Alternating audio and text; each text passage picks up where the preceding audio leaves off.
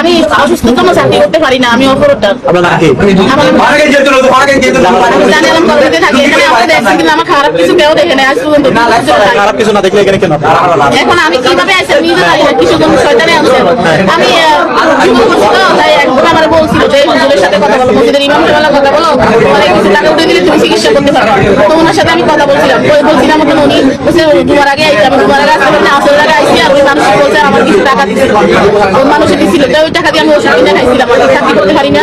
তাই এরপর সকালে আমার ডাকছিল, আমি যার সাথে কথা বলে 2 বছর ধরে ওর লিগে তাবিজ দিবা, আমার একটা ছবি আছে, তোমার একটা ছবি দিছিলাম, ওই তাবিজ আইসি আমার মানে আমার কি মন করে আমার সবকিছু খুলে বেলাইছে। আমি চিনতে পারিনি, আমি এখানে আনছি, জানালাম 1 তারিখ,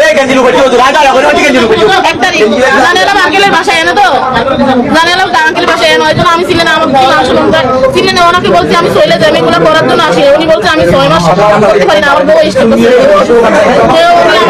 আমি আমি না করতে। ওইখানে একটা ফিরোজ একটা দোকান আছে না, ফিরোজ ভাইয়ের দোকান আছে না, ওই ফিরোজ ভাইয়ের লোক আমি শেয়ার করছি কথাটা। রমজান মাসের দিন এটা মসজিদের ইমাম সাহেব এটা করা উচিত। ওই ভাই আমি একটাই আমার সতর্ক হার, আমি কামছি